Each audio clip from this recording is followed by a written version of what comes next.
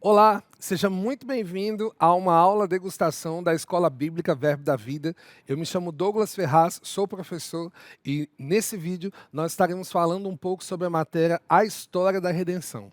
Antes de entrar propriamente na nossa matéria, eu quero dizer para você que a Bíblia revela que Deus deseja que todos os homens sejam salvos, mas não apenas isso, Ele deseja também que todos os homens cheguem ao pleno conhecimento da verdade. A Bíblia diz que nós conhecemos a verdade e a verdade nos libertará.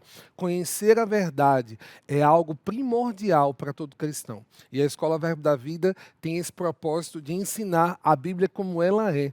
Você que está assistindo esse vídeo, eu tenho certeza que o seu interesse é em conhecer mais a respeito de Deus, mais sobre quem você é nele, mais sobre a palavra que é viva, poderosa e eficaz. E aqui na Escola Verbo da Vida, nós estamos preparados para ensinar homens e mulheres de Deus a respeito da sua palavra. Então fique aqui conosco e nós vamos falar um pouco nesse vídeo sobre a história da redenção. Bom, nós sabemos que a Bíblia ela conta uma história e essa história ela está muito envolvida em expressar quem Deus é, a sua soberania, o seu caráter, a sua grandeza, mas sabe que quando nós olhamos para a Bíblia do início ao fim, há uma história de conta uma história de uma relação com a humanidade, Deus se relacionando com a humanidade, Deus amando a humanidade, desde a sua criação até o seu resgate. E é exatamente isso que a palavra redenção significa. A palavra redenção significa resgate, resgatar alguém de um cativeiro. E foi exatamente isso que a Bíblia nos diz que Jesus Cristo fez. Colossenses 1, versículo 13 e 14, a Bíblia diz assim: Ele nos libertou do império das trevas e nos transportou para o reino do Filho do seu amor, no qual temos a redenção, a remissão dos pecados. Eu quero começar essa nossa aula de degustação dizendo que redenção não é uma promessa para o futuro. Redenção não é algo que vai um dia acontecer. Redenção é um fato consumado. A Bíblia diz que Ele nos libertou. Está feito, está consumado. Nós fomos libertos do cativeiro de Satanás. Nós somos libertos do pecado. Nós somos libertos da morte espiritual. Nós somos libertos de todo o jugo que Satanás exercia sobre nossas vidas e hoje nós estamos vivendo no reino do Filho do seu amor. Essa é a nossa realidade. E nessa história da redenção, para nós entendermos um pouco a respeito daquilo que Cristo fez por nós, a gente precisa começar do início. Toda a história tem início, meio e fim. E o início dessa história nós vemos em Gênesis. A Bíblia fala em Gênesis 1 a respeito da criação, Deus dizendo haja e tudo aquilo acontecendo. Nós vemos a Bíblia dizendo em Hebreus que Ele criou todas as coisas por meio da sua palavra e nós sabemos que quando Ele falou, tudo aquilo que Ele falou passou a existir. Ele disse haja luz, haja céu, haja mar, haja separação entre as águas e a terra e tudo aconteceu como Deus falou. Mas é muito interessante que nós lemos em Gênesis 1, a partir do versículo 26, diz assim: também disse Deus, façamos o homem a nossa imagem, conforme a nossa semelhança. Tenha ele domínio sobre os peixes do mar, sobre as aves dos céus, sobre os animais domésticos, sobre toda a terra e sobre todos os répteis que rastejam pela terra. Criou Deus, pois, o homem à sua imagem. A imagem de Deus o criou. Homem e mulher os criou. Eu acho tão interessante que quando nós lemos a respeito da criação, nós não vemos a Bíblia relatando que o céu, a terra, os animais, as árvores e todas as ervas foram criados à imagem e semelhança de Deus. Sim, nós sabemos que tudo isso revela a grandeza, demonstra aquilo que Deus é. Mas apenas quando a Bíblia vai falar sobre a criação do homem, ela expressa aquilo que estava no coração de Deus. Deus dizendo, façamos o homem à nossa imagem e conforme a nossa semelhança. Façamos façamos alguém que se parece conosco, façamos alguém que que seja um ser identificado conosco.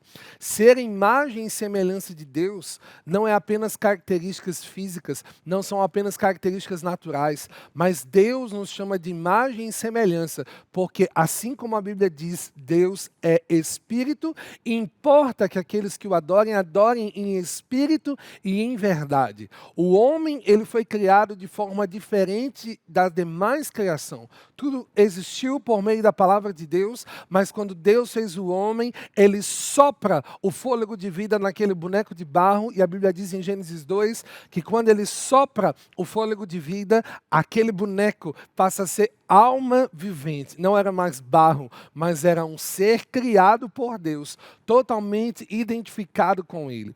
Eu não sei aquilo que você já ouviu ao seu respeito, eu não sei aquilo que você já ouviu a respeito do seu pai, da sua mãe, dizendo sobre você, mas eu quero dizer algo para você. Deus te desejou. Deus desejou a humanidade, Deus desejou nos criar, Deus desejou fazer alguém conforme a sua imagem e a sua semelhança. E nós vemos no versículo 27 de Gênesis 1 que ele dá domínio para que esse ser, para que esse alguém criado por ele, exerça autoridade sobre a criação. Em Salmos a Bíblia diz que os céus pertencem ao Senhor, mas a terra ele a deu aos filhos dos homens. A terra ele entregou a autoridade, ele entregou o domínio, ele entregou o governo, a responsabilidade de cuidar, de administrar ao homem. E esse ser identificado com ele tem relacionamento, ele tem comunhão. Deus nos criou para termos comunhão com ele. Deus nos desejou para compartilhar a sua vida. Deus nos desejou para compartilhar aquilo que ele é, a vida, a própria vida de Deus. E nós vemos ali no Jardim do Éden, o homem, ele vivia em plena comunhão com Deus, exercendo a sua autoridade, exercendo o seu governo, recebendo de Deus influência, recebendo a vida de Deus. Naquele jardim existia a árvore da vida e ele poderia se alimentar daquela árvore. Aquela árvore dava conhecimento, aquela árvore dava sabedoria, sabedoria sobrenatural para que o homem administrasse todas as coisas. O Éden era um lugar de relacionamento. A palavra Éden significa deleite, prazer. E foi nesse lugar onde Deus colocou o homem para ter deleite na sua presença, para ter deleite no seu relacionamento. Sabe, Deus ama a humanidade. A Bíblia diz que Ele nos amou de tal maneira que Ele deu o seu único Filho por nós, para que todo aquele que nele crê não pereça, mas tenha a vida eterna. E essa vida eterna estava disponível naquele jardim. A árvore da vida garantia ao homem comunhão, garantia ao homem sabedoria, garantia ao homem vida, e ele não morreria porque ele estava ligado diretamente com Deus. Mas no decorrer da história nós sabemos que ali também existia uma outra árvore, a árvore do conhecimento do bem e do mal. E sabe, para que o homem usufruísse da sua autoridade sobre tudo aquilo que Deus criou, ele precisava estar submisso ao Criador. Ele precisava demonstrar a honra, a submissão que ele tinha ao próprio Deus que o formou. E Deus dá uma ordem, ele não podia comer daquela árvore, mas nós conhecemos a história e nós sabemos que Satanás, astuto, querendo defraudar, querendo destruir aquilo que Deus tinha feito, ele convence a mulher através de uma serpente para que a mulher usufruísse daquilo que era proibido perante a palavra de Deus. Deus deu uma ordem: não coma do fruto da árvore do conhecimento do bem e do mal, porque no dia que você comer, certamente você morrerá. E é exatamente isso que Satanás vem tentar convencer. Ao contrário, quando Eva ela diz aquilo que Deus tinha dito a respeito daquela ordem, a serpente ali prontamente diz: certamente você não vai morrer, certamente isso não vai acontecer. Deus não quer que você tenha conhecimento, Deus não quer que você saiba de todas as coisas, Deus não quer que você seja como Ele. Mas o que Eva não entendia é que Deus já havia criado o homem à sua imagem e semelhança. Eva não precisava provar de nenhum fruto para ser a imagem e semelhança de Deus, porque ela já era. E a Bíblia nos diz que o relacionamento, ele nos faz conhecer, ele nos faz aprofundar, ele nos faz crescer. E é exatamente isso que ia acontecer. À medida que o homem se relacionasse com Deus, aquele relacionamento traria conhecimento. Eva acaba ouvindo a serpente. Muitas pessoas caem das suas posições, perdem o melhor de Deus, porque estão ouvindo as incredulidades que o diabo tem lançado a respeito daquilo que Deus disse. Deus disse, certamente se você vai comer, você vai morrer. Mas a serpente disse, não, certamente você não vai morrer. E nós sabemos o fim dessa história. Nessa parte da história, Eva come do fruto, ela dá para o seu marido Adão, Adão também come, desobedece a ordem de Deus, e a partir daquele momento, eles experimentam de uma queda, queda da posição original, queda daquilo que Deus criou para ser, queda da posição de comunhão, queda da posição de relacionamento, queda da posição de domínio, de poder e de autoridade sobre aquilo que Deus criou. Jesus, enquanto estava sendo tentado no deserto por Satanás, Satanás diz que daria a ele todos os poderes, os governos, se ele o adorasse. E Satanás diz assim, eu te dou porque a mim foi entregue. E quando Satanás estava dizendo isso, ele estava trazendo um fato de que Adão havia entregado, através do pecado, toda a autoridade que recebeu nas mãos do diabo. O próprio Jesus chama o diabo de Deus desse século, o Senhor desse século, porque toda essa autoridade foi entregue nas mãos de Satanás quando o homem pecou. O homem acaba se tornando escravo do diabo. O homem acaba se colocando na posição de escravo. E é por isso que a redenção, ela é um resgate, porque a partir do momento em que o homem peca, ele se torna escravo de Satanás, condenado. A Bíblia diz que nós somos feitos à imagem e semelhança de Deus e que nós temos a vida de Deus, nós somos formados com a própria vida de Deus. Como eu disse, quando Deus sopra nas narinas do homem, ele estava soprando não apenas oxigênio, mas ele estava compartilhando o fôlego de vida, o Espírito. Nós somos seres espirituais, assim como Deus é espiritual. Tessalonicenses, a Bíblia diz que nós devemos manter íntegros o nosso espírito, alma e corpo, apresentar ao Senhor com integridade espírito, alma e corpo. E isso significa que nós somos seres espirituais, assim como Deus é um ser espiritual. Quando o homem peca, a Bíblia não diz que automaticamente o homem come daquele fruto e ele cai naturalmente morto. Nós vemos que o homem come daquele fruto e aparentemente ele continuava vivo. Mas quando a Bíblia falava a respeito de morte, a primeira morte que a Bíblia estava falando era a respeito de morte espiritual. Sabe, querido, morte espiritual é a separação do homem com Deus.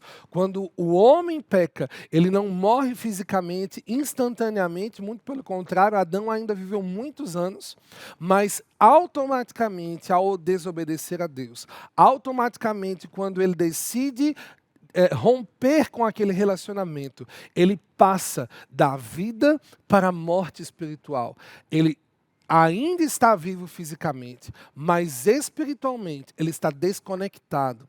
Ele está fora daquele princípio criado por Deus, de comunhão, de unidade. Ele não tem mais acesso à árvore da vida, ele perde tudo aquilo que Deus criou, ele perde o lugar de comunhão, eles são expulsos do jardim do Éden, e a partir desse momento, a Bíblia relata que o pecado traz uma série de consequências à humanidade.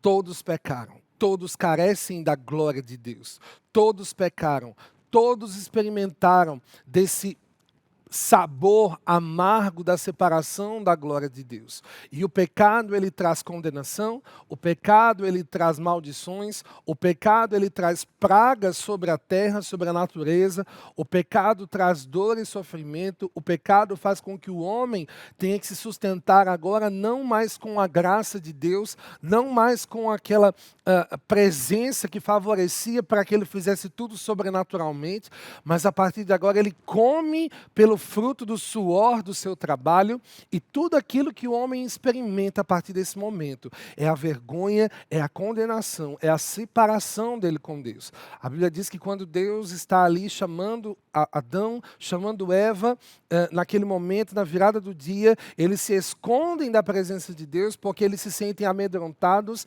eles se sentem envergonhados, eles percebem que eles estão nus, e é exatamente isso que o pecado faz com a humanidade. O pecado nos condena, o pecado nos torna totalmente com o sentimento de ser indigno de estar na presença de Deus, indigno de se relacionar com Deus, e nós vemos ali, mesmo naquele momento, onde o homem estava sendo julgado pelo pecado que cometeu, Deus manifestando a sua misericórdia e o seu amor, Deus trazendo vestimentas para ele, peles de cordeiro, Deus liberando uma palavra para a serpente, dizendo, olha, o fruto do ventre da mulher, esse fruto, ele esmagará a sua cabeça, ele esmagará a cabeça da serpente, ele derrotará a você, Satanás. E nós vemos ao longo da Bíblia essa promessa. Todo o Antigo Testamento, nós vemos que Deus ali manifesta misericórdia com o homem, mesmo o homem caído, mesmo o homem longe da sua presença, Deus ainda com a sua infinita misericórdia, de diversas formas, através da lei, manifestando a misericórdia para que o homem ainda provasse da sua bondade, para que o homem provasse da sua benignidade. A lei, ela vem conduzindo o homem para o caminho de volta à redenção. A lei vem conduzindo o homem para o caminho de volta à salvação. E ali na lei nós vemos o tabernáculo, nós vemos sacrifícios, nós vemos sangue de animais sendo derramados. Esses sangues, ele não tinha o poder de apagar o pecado, ele não tinha o poder de salvar o homem, mas ele era como uma cobertura temporária para que o homem pudesse experimentar da benignidade, da misericórdia de Deus. Mas esse não era ainda o plano perfeito. Esse ainda não era o ponto aonde Deus queria que chegássemos. A Bíblia diz em Isaías que um menino vos nasceu, um filho se vos deu, e o nome dele será maravilhoso, conselheiro, Deus forte, Pai da eternidade, príncipe da paz. Em João capítulo 1, versículo 1, a Bíblia diz que o Verbo se fez carne, o Verbo cheio de graça, cheio de glória e de verdade, habitou entre nós. O Deus unigênito se manifestou a nós, manifestando a essência, manifestando a palavra, manifestando quem Deus é. E é exatamente isso. Deus se manifesta na terra através de Jesus Cristo. A Bíblia diz, como eu falei em João, um versículo tão conhecido, que Deus amou o mundo, que Ele entregou o seu Filho de tal maneira. Havia uma necessidade, alguém precisava libertar o homem daquela escravidão. O homem se coloca naquele cativeiro, o homem se coloca naquele lugar de escravo, mas essa não era a vontade de Deus. Deus, com a sua infinita misericórdia, no decorrer do tempo, sempre está ali manifestando o desejo, a promessa de que haveria um restabelecimento da comunhão, do plano original, mas para que isso acontecesse, um sangue precisaria ser derramado, alguém precisaria pagar o preço do resgate, e esse resgate ele não era barato. A humanidade tem um valor muito grande, e é por isso que nós vemos o amor de Deus se manifestando, enviando Jesus. Jesus vem para salvar o homem, ele vem para manifestar o caráter de Deus. A Bíblia mostra em João 10:10, Jesus revelando ali aquilo que estava acontecendo, e ele diz, o ladrão vem somente para roubar, matar e destruir, e ali ele estava revelando a face de Satanás como alguém que estava mantendo a humanidade no cativeiro. Mas ele disse, eu vim para que vocês tenham vida e vida em abundância. Aleluia! Jesus veio para nos dar vida e vida em abundância. E quando ele vem com um propósito, nos resgatar da maldição da lei, nos resgatar da maldição do pecado, nos reconectar com a vida de Deus. A Bíblia diz em Romanos que todos os homens pecaram. Todos os homens careciam da glória de Deus. E em Romanos 4, versículo 25, a Bíblia diz assim, o qual foi entregue por causa das nossas transgressões e ressuscitou por causa da nossa justificação. 1 Pedro 3,18 diz, pois também Cristo morreu uma única vez pelos pecados, o justo pelos injustos, para conduzir-vos a Deus, morto sim na carne, mas vivificado no Espírito. 2 Coríntios 5:21, e eu quero chamar a sua atenção para esse versículo, diz assim, aquele que não conheceu o pecado, Ele o fez pecado por nós, para que nele fôssemos feitos a justiça de Deus. Jesus veio para a terra com uma missão. Ele não veio passar férias porque ele estava cansado do céu, mas quando ele vem, a Bíblia diz ali em Filipenses que ele é obediente, obediente até a morte e morte de cruz, e por isso Deus lhe deu um nome que está acima de todo nome. Jesus obedece o Pai. Ele sabia que ele tinha uma missão a cumprir, e essa missão de Jesus era se identificar e nos substituir. Quando Jesus vem, ele vem em forma de homem, ele assume a forma de homem, de servo, ele vem para servir, ele vem para ser como um de nós, ele vem para conhecer as nossas situações, ele cura os enfermos, ele liberta os cativos, ele dá vida, ele dá vista aos cegos, ele ressuscita mortos, ou seja, ele enxerga, ele percebe a nossa situação.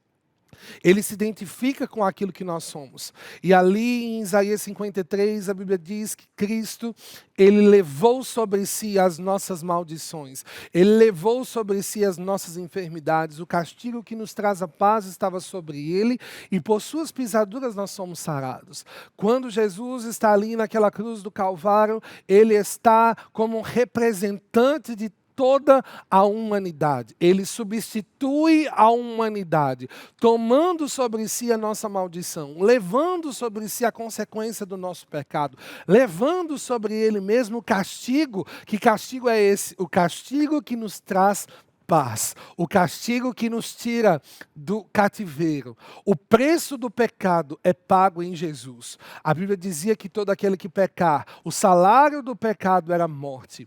Sabe, querido, Jesus não pecou. A Bíblia diz que ele foi tentado em todas as coisas, porém sem nenhum pecado. Mas como um cordeiro mudo, como aquele que representava a mim e a você, ele foi crucificado. Ele morre fisicamente, mas muito mais do que isso, ele assume a condição de transgressor, ele assume a condição de pecador, e ele se separa espiritualmente da presença, da comunhão com Deus. Quando Jesus está ali na cruz do Calvário e ele percebe todo o peso do pecado sobre ele, ele percebe todas as mazelas e todas as condenações sobre ele, ele exclama ali: Deus meu, por que você me desamparou? E sabe, querido, não era desejo de Deus rejeitar Jesus, não era desejo de Deus desamparar Jesus, mas a Bíblia diz que o pecado faz separação entre nós e Deus. O pecado nos separa de Deus. E quando Jesus estava ali assumindo a nossa posição de pecador, ele estava se tornando um ser separado do Altíssimo. Ele era filho unigênito, veio do próprio Pai. Mas naquele momento, querido, a maior dor de Jesus não eram os cravos nas suas mãos, mas era estar separado do próprio Deus, assumindo forma de pecado. Aquele que não conheceu o pecado, Deus o fez pecado por nós. Ele está ali na cruz do Calvário, representando a mim e a você, levando as nossas maldições, levando as nossas enfermidades, levando tudo aquilo que o diabo colocou sobre nós como jugo. Sabe, queridos, o diabo não é um bom Senhor, o diabo não é um bom pai. Quando nós estávamos debaixo da autoridade do diabo, ele tinha poder sobre nós para nos destruir, para roubar, para nos ferir, mas graças a Deus, por sua bondade, a Bíblia diz, pela graça somos salvos, e isso não vem de nós, é dom de Deus. Não fomos nós que escolhemos, mas Ele escolheu nos amar. Ele escolheu, irmão, pagar o preço pelo resgate. O preço do sangue derramado. Em Hebreus, a Bíblia diz que o sangue de touros e de bodes derramado ano após ano na antiga aliança não era capaz de apagar o pecado, não era capaz de salvar a humanidade. Mas a Bíblia diz que Jesus, Ele entra no Santo dos Santos, Ele entra diante da presença de Deus, não com o sangue de bodes, não com o sangue de animais, mas com o seu próprio sangue. Ele abriu um novo e um vivo caminho com o seu próprio sangue. Quando ele está ali na cruz do Calvário, a Bíblia diz que o escrito de dívida, Tudo aquilo que eu e você devíamos para Satanás foi pago. E antes de morrer, ele diz, tetelestai, está consumado, o preço foi pago. Sabe, querido, você precisa entender que Deus te ama tanto, que ele pagou o preço para te resgatar do cativeiro de Satanás. Deus te ama de tal maneira. A Bíblia diz que muito provavelmente alguém pode até dar a sua vida por um justo, mas Jesus, justo, deu a sua vida pelos injustos, para que hoje, por meio dele, nós nos tornássemos justiças de Deus, nós nos tornássemos filhos de Deus. Todo aquele que nele crê não pereça, mas tenha a vida eterna. A Bíblia diz que todo aquele que crê que Jesus Cristo é o Senhor, que ele ressuscitou dos mortos, mas todo aquele que o receber, Deus deu o poder de ser feito, chamado Filho de Deus. E essa é a nossa posição em Cristo Jesus hoje. Não mais pecadores, não mais escravo do diabo. Deus não nos chama de pecador, irmão. Deus nos chama de filho. Deus nos chama de filhinhos. Deus nos chama de justiça. Aquele que não conheceu o pecado, ele fez pecado por nós, para que nele fôssemos feitos justiça de Deus. Romanos, capítulo 8, versículo 1 diz: agora, pois, já nenhuma condenação há para os que estão em Cristo Jesus, porque a lei do Espírito da vida em Cristo Jesus te livrou da lei do pecado e da morte. Você pode repetir aí comigo? Jesus me livrou da lei do pecado e da morte. Aleluia. Efésios 2, no versículo 8 e 9, diz assim: porque pela graça sois salvos mediante a fé, e isto não vem de vós, é dom de Deus, não de obras, para que ninguém se glorie. Sabe, querido, não fui eu, não foi você, não foram as nossas obras que nos tornaram diante de Deus justos, santos e irrepreensíveis, mas o sangue de Jesus nos livrou, o sangue de Jesus nos limpou, o sangue de Jesus foi o preço pago pelo nosso resgate. Ele nos libertou do império das trevas. A boa notícia que eu tenho para você hoje, meu querido, é que você não está mais nesse lugar de prisioneiro do diabo, que você não está mais nesse lugar de prisioneiro de Satanás. Muitos filhos de Deus recebem a Jesus, mas ainda não conseguem vivenciar uma vida de liberdade. E eu quero dizer para você, a palavra nos diz que se o Filho nos libertar, verdadeiramente nós somos livres. Saia desse lugar de prisão. Conheça a verdade que está escrita sobre você. Desfrute daquilo que a palavra diz ao seu respeito. A Bíblia diz em Romanos capítulo 5, versículo 8 e 9, mas Deus prova o seu próprio amor para conosco, pelo fato de ter Cristo morrido por nós, sendo nós ainda pecadores. Logo, muito mais agora, sendo justificados pelo seu sangue, seremos por ele salvos da ira. Eu quero dizer uma coisa para você: o pecador é aquele que vive debaixo do jugo do pecado. Ele não consegue ter outra atitude porque a sua essência, ela é morta espiritualmente. Ele não consegue desfrutar da própria vida de Deus, ainda que seja uma pessoa boa, ainda que seja uma pessoa que tem que ter boas atitudes, querido. A humanidade, o problema da humanidade não está nas suas atitudes, está na sua essência. E foi exatamente isso que Jesus veio resolver. Jesus veio resolver a nossa essência espiritual, a nossa realidade espiritual. E a Bíblia diz em Romanos 5, 8, 9, que nós éramos pecadores, mas agora justificados pelo sangue. Sabe, querido, pecador é uma condição de natureza. E quando nós nos tornamos justos, a nossa natureza foi alterada.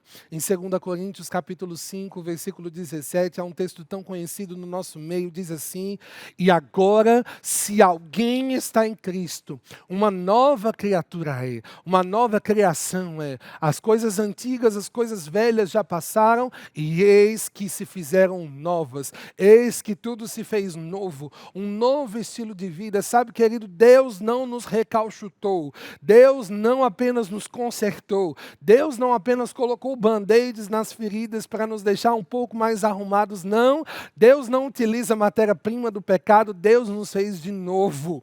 E quando Jesus ressuscita, Ele não ressuscita mais como filho unigênito, mas Ele é chamado de o primogênito dentre os mortos, porque Ele se torna o primeiro de muitos. Nós somos uma grande família, a grande família de Deus. E se alguém está em Cristo, ele faz parte dessa família. E para encerrar, eu quero falar a respeito de alguns benefícios que nós temos com a redenção.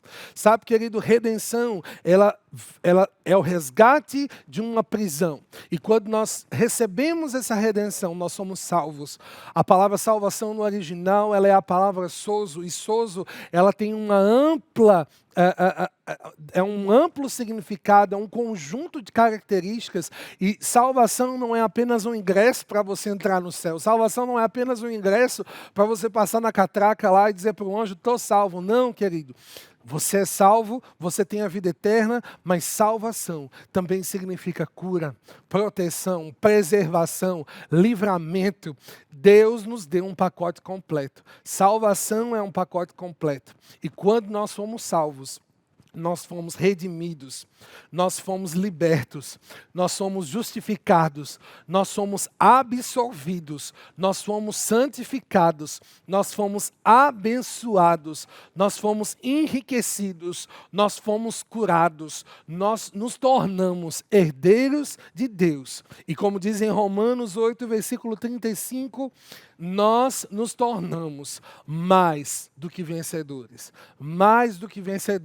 em Cristo Jesus.